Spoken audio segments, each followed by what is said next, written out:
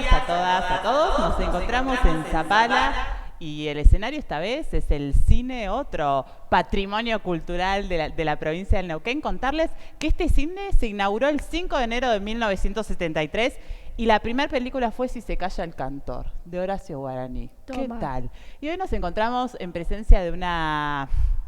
¿Cómo definirla? Para mí es una aliada fundamental que tenemos las mujeres dentro del sistema judicial y nos vinimos hasta acá, hasta Zapala, para encontrarnos con Leti Lorenzo. Leti, muy buenos días, ¿cómo andás?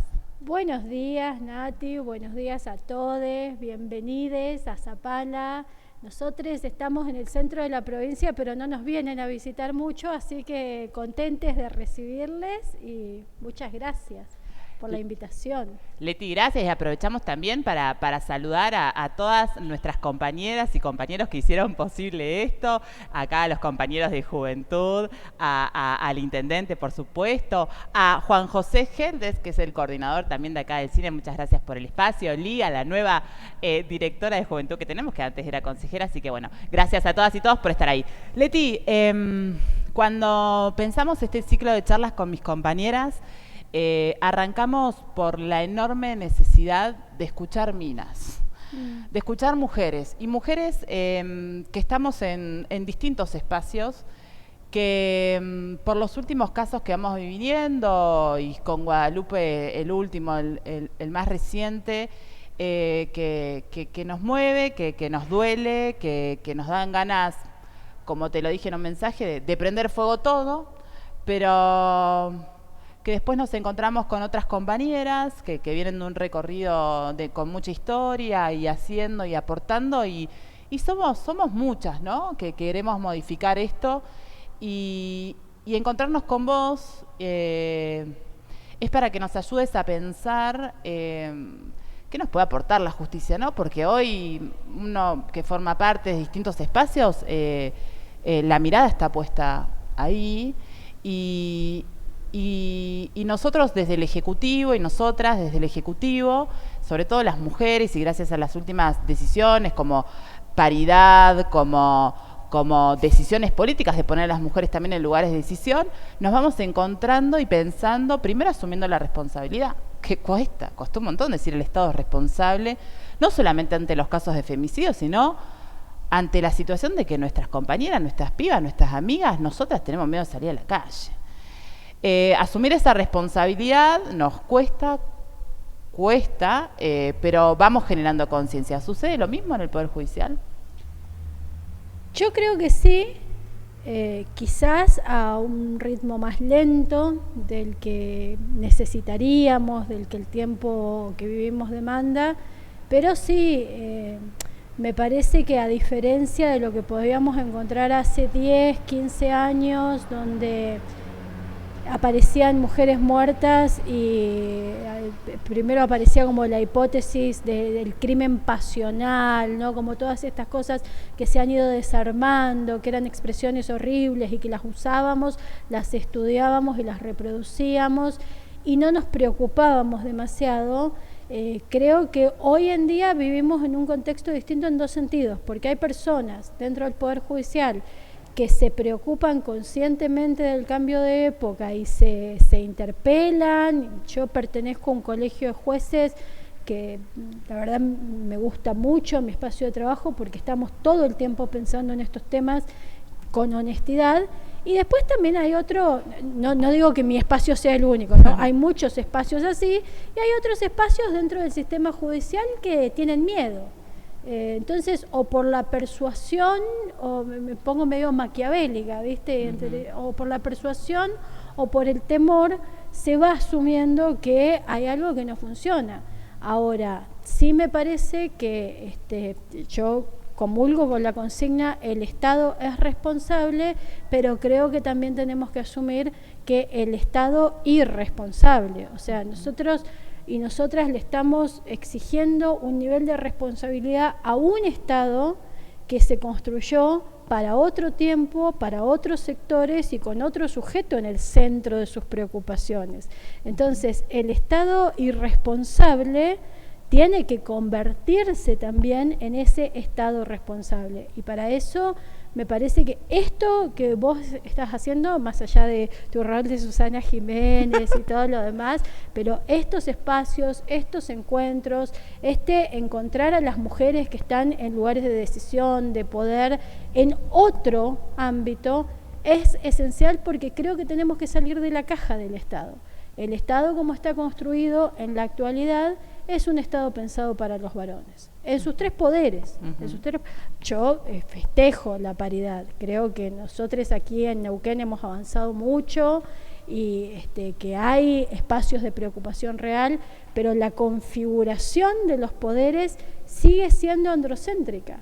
Y allí es donde tenemos un problema tremendo. Y dentro de esa configuración, el Poder Judicial ha sido siempre como el brazo ejecutor de ese derecho androcéntrico, de esa columna vertebral androcéntrica. Entonces, es desesperante, es indignante, pero yo le encuentro cierta explicación a que seamos siempre quienes más demoramos en llegar a la mesa de los cambios, ¿no? Sí, leí te estoy investigando, como hacemos las conductoras, y leía... ¿Pero como Mirta o como Susana? Pues Mirta estudia, Susana medio que... No podría ninguna de las dos, para ser honesta. Disculpas, por supuesto, a todas las compañeras que tienen el oficio. Uno simplemente busca ocupar los espacios nada más y llegar a las juventudes, que es nuestro público. Ay, qué canchera. Lo que quería decirle, que te estaba leyendo y planteabas esto, ¿no? Del poder legislativo, bien marcado cuál es su rol, el poder ejecutivo, ejecutando y pensando las políticas, y el rol de la justicia ante esas ausencias. Y en esto que vos venís marcando, y porque uno basta con revisar en tu fuero, en el penal, qué tipos penales condenamos, nuestras cárceles con qué tipos penales están poblándose, quiénes acceden a la justicia también, ¿no? Parece ser de un grupo selecto. Y la importancia de ir buscando, y cómo el mismo sistema es tan patriarcal y tan perverso, que las mismas garantías que tenemos que cumplir no nos permiten utilizar la creatividad. Muchas veces la sociedad nos juzga cuando empezamos a tratar de buscar soluciones alternativas a los conflictos, ¿no? Tal cual, y eso para mí tiene un impacto sumamente negativo en las vidas de las mujeres principalmente, porque nosotros hemos ido consolidando como un sistema que lleva a que todo termine. La idea del fuero penal, y no lo planteo desde la vagancia, a mí me gusta mucho trabajar, pero la idea del fuero penal es que tenga la menor cantidad de trabajo posible, porque cuando llegamos al sistema penal quiere decir que ya fracasamos en absolutamente todos los espacios.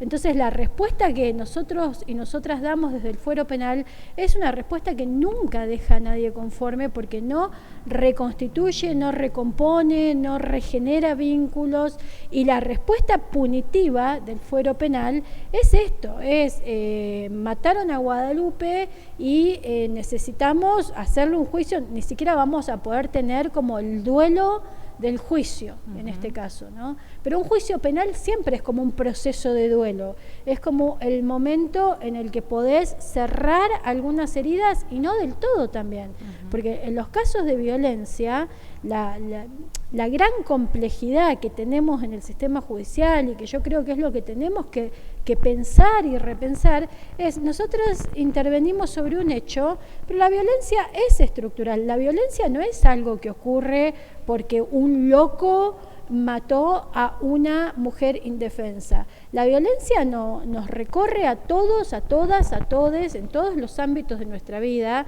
y cuando encapsulamos, que esto lo dice mucho Tamar Pitch de una manera mucho mejor que yo, esta cosa como también de autopreservación de la sociedad, de decir, no, bueno, pero fue una cosa entre dos, fue él que la mató a ella y nosotros no somos así. La idea como de pensar en el violento como una persona mala, oscura, y convivimos permanentemente con la violencia, y a lo mejor una persona que es un excelente, porque escuchamos esto también, ¿no? Pero si es tan buen trabajador, pero si es tan buen vecino, pero si es tan buena persona.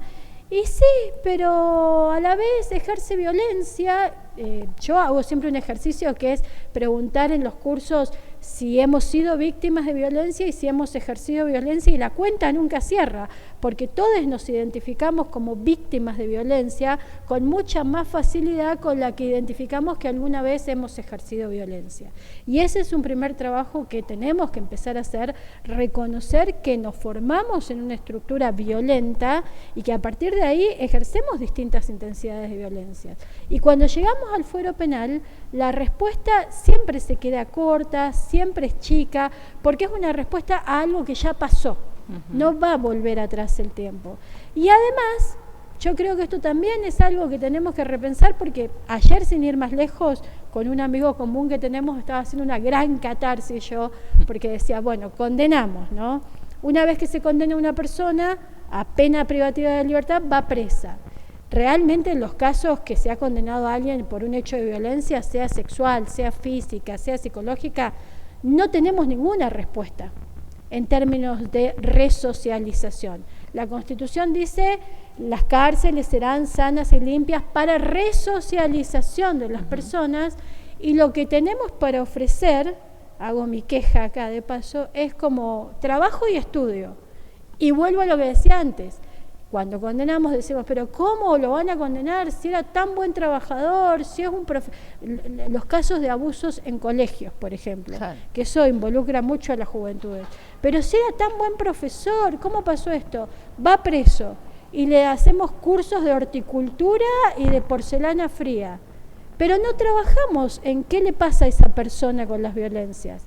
Entonces, también la mala noticia que tengo para traerles hoy es que las personas van presas, pero en algún momento dejan de estar presas. Exacto. Porque vuelven a la vida libre, y ahí es donde la frustración más grande que yo tengo con el sistema penal, que no es solo judicial, esta es una frustración que compartimos o que deberíamos compartir con el Ejecutivo, es ¿qué hicimos con las personas que pusimos presas? Además de decirle a la mujer, quédese tranquila estos 2 años que va a estar preso, porque después esa mujer viene a la audiencia y con toda legitimidad y con toda razón me dice, ¿y si ahora viene y me mata? Y yo no le puedo decir, no, bueno, pero ¿sabe qué? Lo que pasa es que yo pido, pero no me dan. Y tampoco le puedo decir quédese tranquila. Entonces lo único que puedo decirle es, hasta acá llegó mi amor. Esto es todo lo que yo puedo hacer, y nos quedamos cortes porque yo creo que no estamos pensando fuera de la caja, que seguimos concibiendo todos los sistemas, en el caso de la justicia penal, para los delitos contra el patrimonio. Porque fíjate vos, y con esto ya termino porque estoy hablando sola, qué horrible invitada. Revisar los tipos penales y las escalas penales. Claro, y la ejecución de la pena. Exacto. Porque cuando vos ves que la ejecución de la pena se basa en el trabajo y en el estudio, que lo que le ofrecemos a las personas que están presas es termine la escuela, termine la secundaria, haga una carrera, genere trabajo, ¿qué estamos pensando atrás de eso? Esta persona cometió un delito contra la propiedad, y hay toda una serie de estereotipos ahí, ¿no? Cometió un delito contra la propiedad porque no tenía las herramientas para tener un trabajo digno, porque no tenía estudios o porque no sabía trabajar. Entonces, trabajo y estudio. La ley de ejecución penal solo premia el trabajo y el estudio en términos de reducción de pena, de posibilidades de salidas.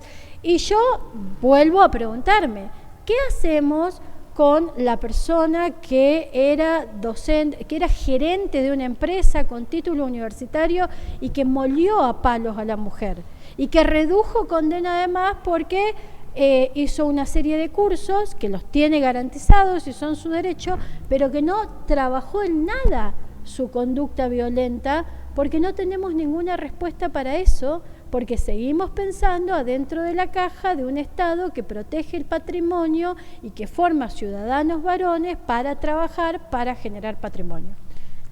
Fin.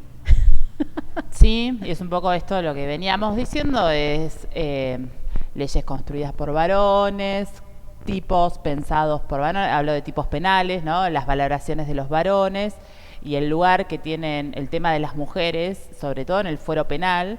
Y en esto de cuando hablamos de justicia patriarcal, es revisar quiénes son también nuestros jueces y juezas, y cómo es el dinamismo, el funcionamiento y el acceso a esa justicia por otros pocos. Pero Leti, eso, y que se viene ahora una reforma judicial que me gustaría después que construyamos también juntas qué expectativa tenemos respecto a esa reforma o posible reforma, si es necesario o no. Yo insisto, no hay que pedirle al derecho penal más de lo que pueda dar, que es nada, como decías, o poco, y sobre todo como las cosas están pensadas así. Pero está lo urgente, que también debe pasar, ¿no? Nosotras trabajamos con Sofi en un ministerio de prevención, promoción de derechos, pero a veces nos llega lo urgente, ¿no? Entendemos cuál es el camino, el cambio cultural, decimos que con espacios, con leyes, por eso hablamos de paridad, porque son importantes las mujeres en lugares de decisiones, hablamos de ir adaptando las leyes, modificando estas reglas masculinas para que podamos vivir libres, sin violencia, ocupando espacios, participando. Hablamos del cambio cultural, pero el cambio cultural lleva mucho tiempo. ¿Qué hacemos con los guadalupes? ¿Qué hacemos con lo urgente? Esto que el policía te dice, no podemos hacer nada. Hay una desprotección.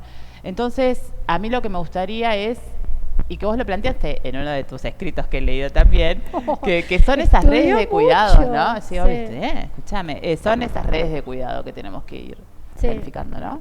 Sí, sí, porque yo creo que una de las cosas que nos tendríamos que preguntar con seriedad y preocupación es si el espacio policial es el espacio idóneo para recibir a las mujeres que son víctimas de violencia.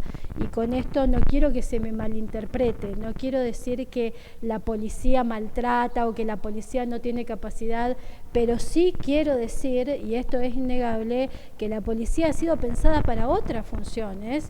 Entonces, y en una sociedad que es muy hipócrita, porque, digamos, todo el cambio cultural lo tenemos como en la capa, ¿no? Tenemos la cascarita del cambio cultural, por suerte tenemos muchas leyes que nos obligan a decir determinadas cosas, después mandamos estos mensajes que hemos visto estos días, ¿no? Por el Día de la Mujer, por ejemplo, de altos funcionarios judiciales, porque una cosa es lo que la ley me dice y otra cosa es lo que yo sigo creyendo. Entonces, en una sociedad que todavía sigue funcionando sobre la base del estereotipo de la mujer mentirosa, exagerada, molesta, que vino a hacer una denuncia porque estaba aburrida y no tenía nada mejor que hacer, mantener el ámbito de protección de las mujeres en el organismo policial, que es un organismo que se caracteriza además por la jerarquía, por la verticalidad, que recién ahora estamos viendo mandos femeninos y sabemos de lo difícil que resulta incluso para los mandos femeninos, y fíjate que digo los mandos, no las mandas femeninas, lo difícil que resulta para esas mujeres al interior de la fuerza romper los esquemas culturales de violencia propios. A mí me parece que amerita siquiera hacernos la pregunta de ¿queremos seguir manteniendo ahí las cosas y la protección? Porque, bueno, a mí me parece que es un avance y es una iniciativa interesante esta de voy a dejar de ponerle el rondín policial a la mujer, se lo voy a poner al denunciado. Pero eso es efectivo porque no tejemos redes, no construimos comunidad. Y la verdad es que yo estoy convencida de que lo que necesitamos es una nueva construcción comunitaria. Las mujeres son expertas, somos expertas en tejer redes. Entonces muchas veces la respuesta que no encontramos en el Estado la encontramos en compañeras, en organizaciones. ¿Por qué no empezar a pensar en un sistema donde el Estado es responsable porque empieza a escuchar más a esas organizaciones y porque empieza a potenciar más a esas redes y porque empieza a generar más espacios de cuidado y acompañamiento desde ahí? Porque es real, en los casos donde hay violencias extremas, yo necesito una protección del tipo más policial. Pero hay un montón de otros casos en los que necesito son más compromisos comunitarios para trabajar mejor estas redes y para generar cuidados que sean prolongados también. Que no sea esta cuestión de, bueno, tuvo un mes en la custodia policial y estuvo tranquila ese mes. Vos fíjate que la 2786, por ejemplo, establece esta posibilidad de comunicación con los organismos a los que pertenece el agresor, ¿no? El organismo laboral, el gremio al que pertenece. Podríamos empezar a tejer otras formas de cuidado ahí. No es que le comunico porque quiero que lo eche. No, le comunico porque quiero que ponga un ojo atento y esté como más centrado en que este varón está teniendo un problema de violencia y está afectando a una mujer. Entonces, por favor, hágase cargo usted también de eso. Porque si en su espacio laboral usted tolera los chistes misóginos, las conductas machistas, el maltrato a las mujeres, lo único que hace es reforzar el estereotipo. Y si además usted genera maltrato, que este es otro gran problema, por eso violencia ejercemos todos. Si usted genera maltrato sobre esta persona que está con este problema, probablemente ese maltrato que usted genera se traslade al maltrato que va a generar esta persona en su hogar, en sus relaciones de pareja, en sus relaciones familiares. Entonces, reconstruir las redes pensando más en una lógica del cuidado es algo que me parece que nos involucra a todos y trasciende el ámbito judicial. El ámbito judicial sí puede tener una labor activa si asumimos un poco más, como decías vos, de imaginación y dejamos de pensar que todo... Hay una mística judicial que es maravillosa, que es que yo creo que porque dispongo algo, el resto lo va a hacer. Y es como, realmente, es vivir afuera del planeta. Si yo sé que todos los organismos están estallados, también sé que por más que yo le diga a la responsable de juventudes y le consigue un cupo a este chico para que haga tratamiento ya, lo va a leer y va a decir, ¿me estás jodiendo? ¿De dónde lo saco? Entonces, pasar de la cultura del oficio y el trámite a la cultura del diálogo es para mí, desde lo judicial, el gran desafío que tenemos para estas redes de cuidado. No solamente desde lo judicial, del Ejecutivo también, la pandemia nos vino a mostrar, fue muy clara, es decir, acá no podemos unos solos, unas solas, esto es... Y además la calle Leti está completamente organizada. Hoy las minas están completamente organizadas. Lo que nosotros es acercarnos un poco más, estar presentes ahí a disposición. Ya me aclaraste qué opinás de las comisarías de la mujer. Pienso exactamente igual. La línea 148, ¿la conocés? ¿Sabés cómo funciona? Sí, me parece que está bien, que es una iniciativa valorable y que es importante tener como un lugar a mano al que recurrir. Tengo serias dudas de su utilidad más allá de eso, porque por un lado lo que hace la línea es como derivación, no tiene mucha más función y por ahí un momento de contención inicial. Sí.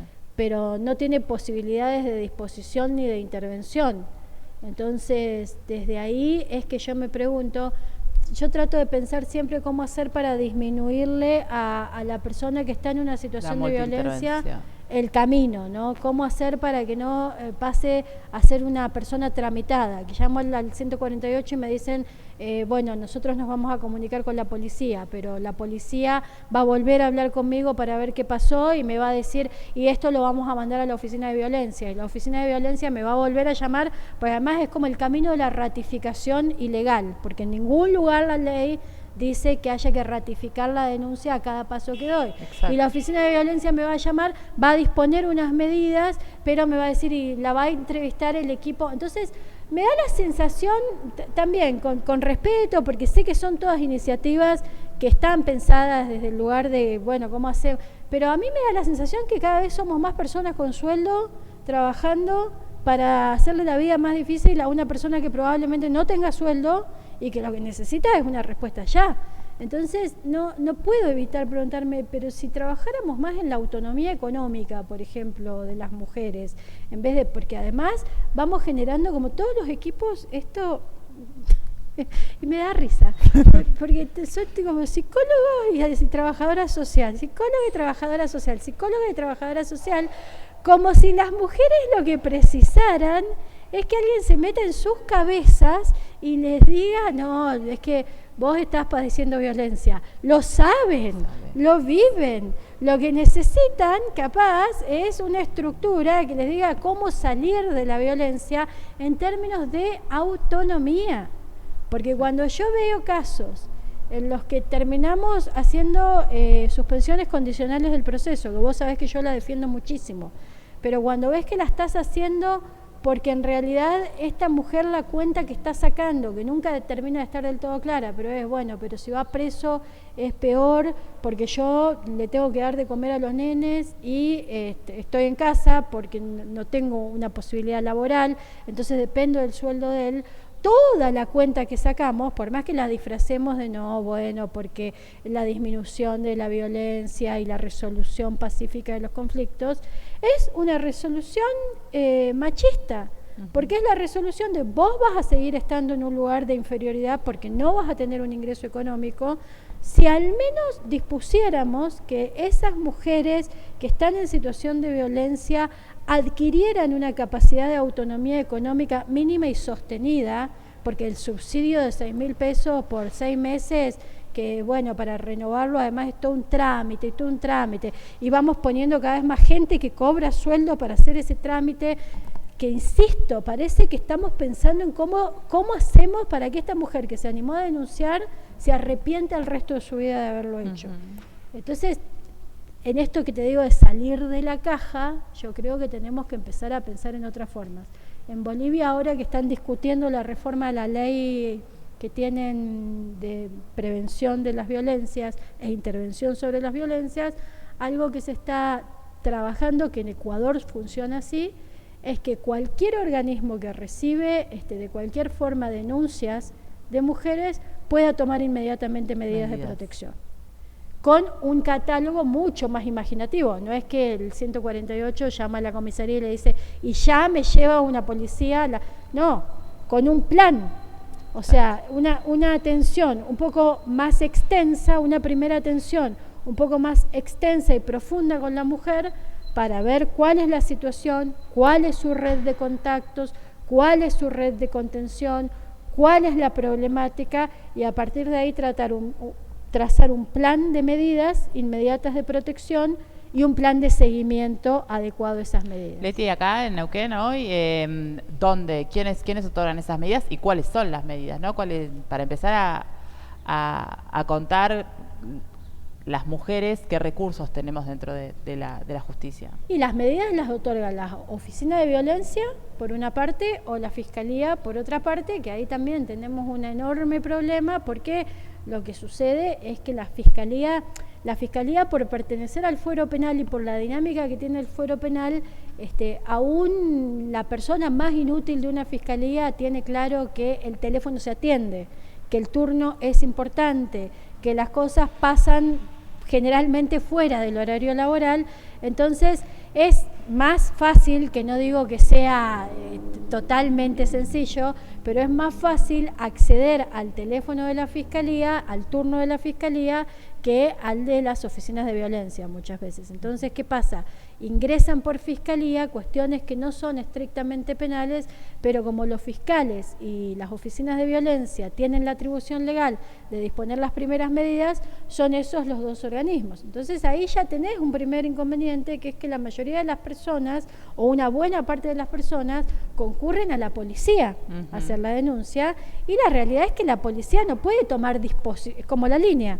La línea no te puede decir a vos, ahora le mando un patrullero. O sea, en todo caso te puede decir, voy a llamar para ver qué hacen, pero no tiene la atribución legal de ordenarle a la policía que concurra, y ahí es donde se empiezan a armar como todos los intríngulis fue el gran bonete. Y la policía, más allá de que puede tomar medidas inmediatas, no puede prolongar esas medidas. Quien puede prolongar esas medidas es la justicia de familia, que lo hace a través de las oficinas de violencia, o la Fiscalía, que lo hace a través de la intervención de los fiscales. ¿Y las medidas son? Y las medidas pueden ser prohibiciones de contacto, restricciones de acercamiento, rondines policiales, custodias policiales. El rondín es la disposición de que cada determinado tiempo se puede disponer, no sé, que 4 veces al día haya un rondín policial en el domicilio de alguien. La ley no dice en el domicilio de la víctima vamos a poner un policía o vamos a hacer un rondín. El rondín policial se puede disponer en el domicilio de la víctima, en el domicilio del imputado, en los lugares que frecuenta el imputado o el denunciado, en los lugares que frecuenta la víctima. La diferencia entre el rondín y la custodia es que el rondín es esporádico, se dispone una cantidad de veces al día, y la custodia es permanente, que quiere decir que hay un policía o una policía con la persona que está custodiada, que puede ser la persona que hace la denuncia, puede ser la persona que es denunciada. El problema con las custodias policiales, que suele surgir mucho, es esto de, bueno, yo no quiero vivir presa en mi casa, ¿por qué tengo que tener un policía siguiéndome a todas partes? Entonces también es una medida compleja.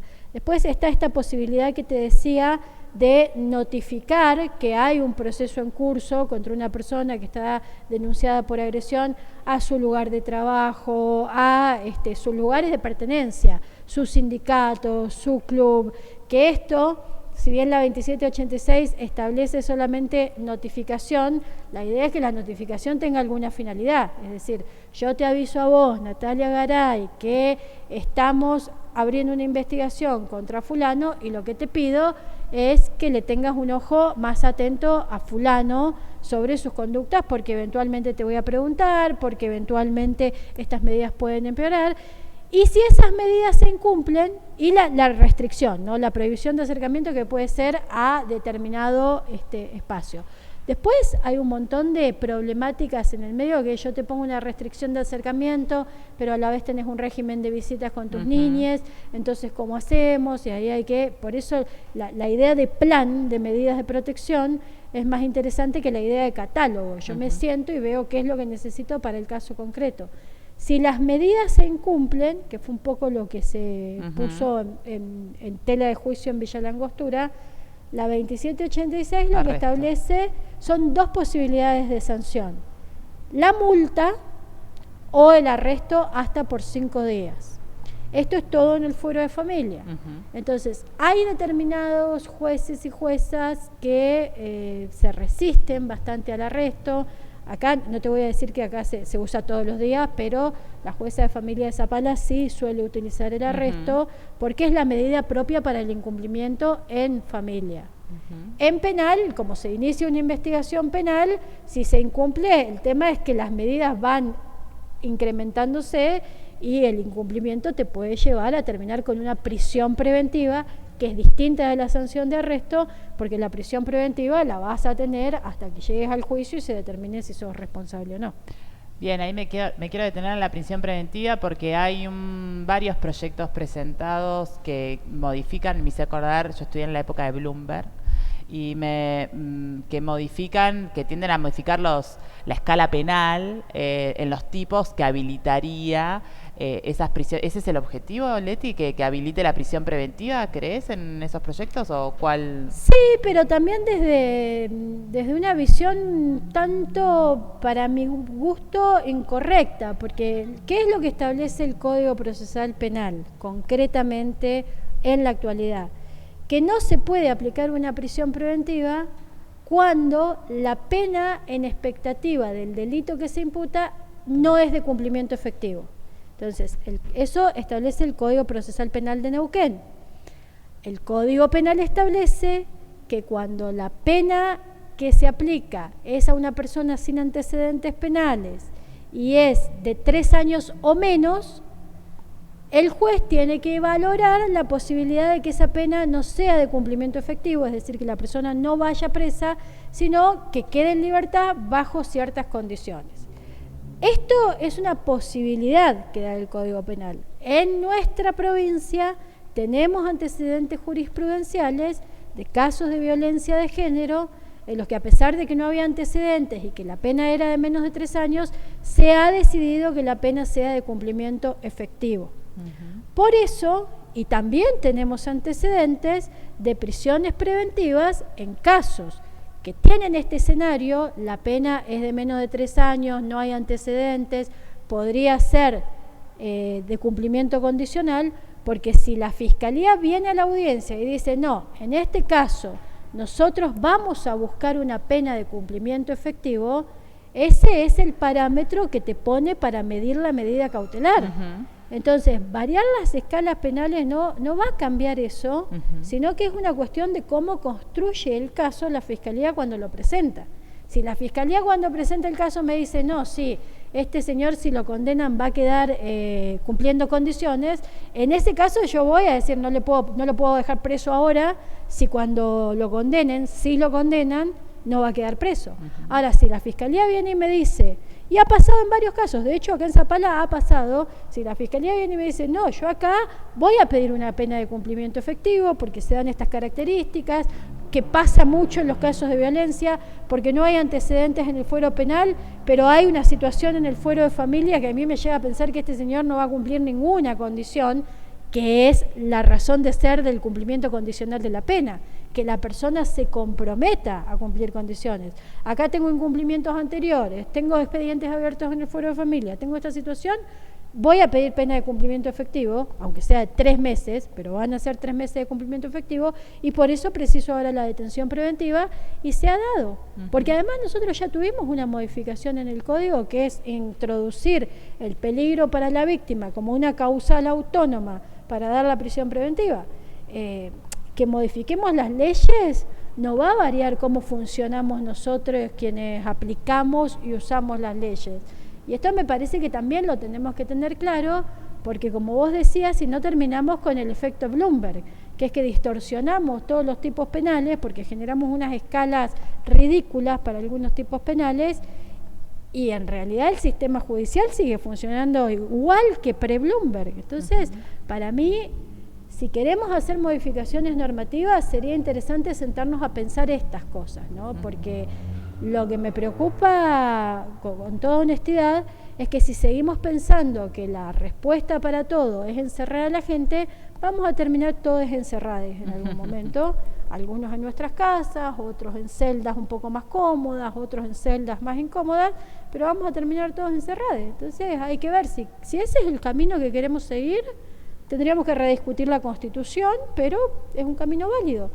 A mí no me convence, creo que el camino va por otro lado, y creo que entiendo que el calor del momento te lleve a decir, tengo que hacer algo. Algunas decimos, quiero prender fuego todo, otros se ponen a escribir un proyecto de ley.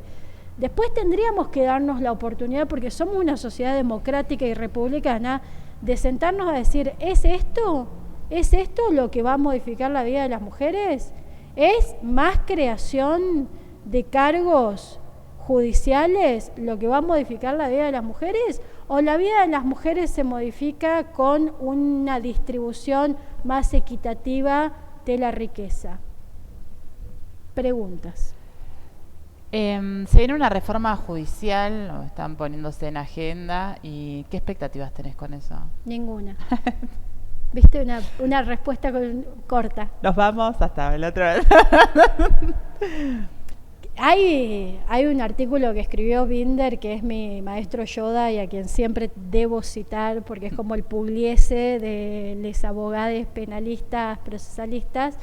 Hay un artículo que escribió hace poco en la revista Anfibia, donde él hace un planteo bien interesante, sobre todo primero, a mí recuerdo al doctor Massey en esto también, que siempre hacía esa diferencia. Una cosa son las justicias provinciales y otra cosa es la justicia nacional, federal.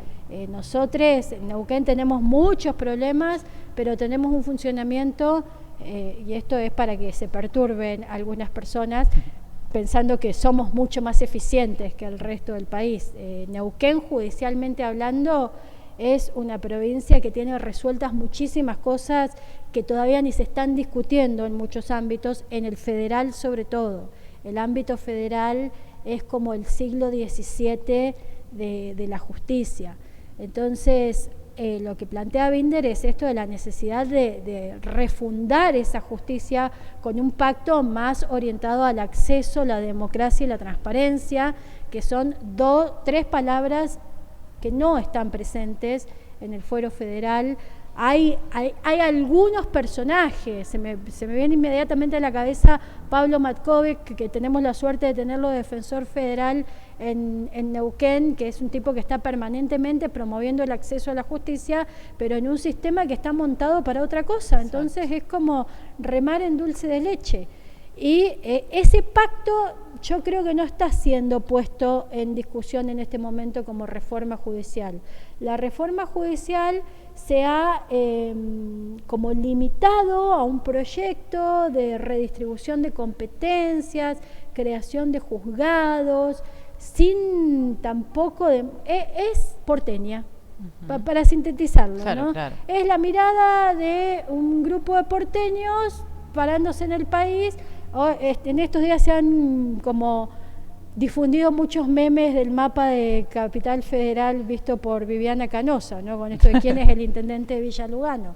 Bueno, el mapa de la Argentina, también en términos medio estereotipados, pero el mapa de la Argentina por un porteño, una porteña, es tipo Lagos, Carnaval y Capital. Entonces hay como toda una cosa de creación de juzgados, distribución de competencias, pero el fondo mismo no se está discutiendo en el proyecto que existe hoy en día. Hay otra pata de la discusión, que es la modificación de la ley del Ministerio Público Fiscal y de la forma de selección del Procurador General.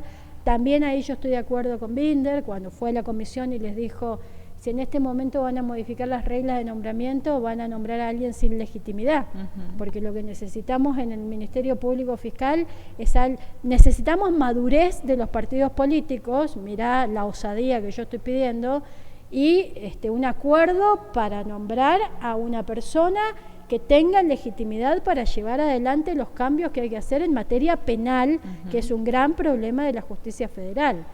Y en términos, porque después a esto también hay un problema cuando le sumamos como un calificativo más, reforma judicial feminista. Bueno, empecemos a pensar mejor qué queremos. Yo la verdad es que como feminista no quiero nada de esta justicia. Creo que no sirve, creo que hay que romperla y contar de nuevo. En el mientras tanto, por supuesto que hay que tratar de que funcione de la mejor forma posible. Pero este gran pacto que propone Binder debería ser una cosa más asamblearia de qué necesitamos de la justicia y cómo reducimos la justicia. Porque llegamos a la justicia cuando todo lo anterior nos falló. Entonces, ¿me preguntás? Perdón que le pegué al micrófono. Me preguntás a mí qué quiero de la justicia. Quiero una justicia muy pequeña. Quiero una justicia muy pequeña, porque una justicia muy pequeña es la garantía de un ejecutivo que trabaja para sus ciudadanos y ciudadanas. Y cuando vos tenés un ejecutivo que garantiza los derechos de las personas, sin necesidad de que una jueza loca le diga, y bajo apercibimiento de incumplimiento tiene que hacer esto, cuando vos tenés un ejecutivo que te genera buenas condiciones de vida para todas las personas que habitan un determinado suelo, desaparece la necesidad de tener un poder judicial. Entonces, esta elefantiasis que vamos generando, que de repente el poder judicial hace acceso a la justicia, trabaja con personas con discapacidad, trabaja con comunidades indígenas. Tenemos que tener todas esas perspectivas los judiciales, pero tenemos que tener también claro que no tenemos competencia constitucional para resolver, que no nos eligió nadie en términos de votación popular, y que además tenemos una formación que es muy mediocre para meternos a opinar sobre todos los temas, porque de lo único que sabemos, y bastante poquito, es de leyes. Leti, gracias. Para cerrar, es algo que también usamos mucho en Juventudes, es la importancia de las alianzas, ¿no? De entendernos que las mujeres estamos en nuestros lugares para acompañar a nuestras compañeras, al menos así lo veo yo, pero esto de empezar a tejer redes y a cuidarnos entre nosotras, no esperar más de este sistema patriarcal, si de a poquito ir cambiándolo, va a llevar mucho tiempo, pero sin dudas es con el laburo todos los días. Me imagino que tendrás un plan en tu trabajo, digamos, debe ser un laburo muy ingrato, pero a la vez ir metiendo cuestiones hacen que sea un poquito más llevadero. Y te dejo el cierre a vos. Yo nada más agradecerles a todas, a todos, Lía, Luis, a todos los compañeros, a las compañeras, y Leti, eso, vamos por ahí, ¿no? Vamos por ahí. Yo no quisiera quedar como una pesimista, porque soy de River, pero me gusta mucho el apodo optimista del gol que tenía Palermo, ¿no? hay que ser optimistas y hay que ser realistas también. El trabajo que yo hago es un trabajo que no satisface a nadie por esto que decía, porque en general llegamos cuando ya todo falló y fracasó. Lo que tratamos de hacer, y en eso yo sí reivindico mucho el valor de tener un esquema judicial que nos permite hablar mucho con mis compañeros y compañeras, porque lo que tratamos de hacer es que por lo menos esa última palabra que van a escuchar sea una palabra un poco más respetuosa y menos leguleya. Y más allá de eso, yo sí creo que hay que tejer redes, por supuesto, alianzas, agradezco mucho. Creo que el mundo es de los jóvenes, lo dijo Mayer, que nos abandonó el año pasado, y lo decía siempre, el mundo es de los jóvenes.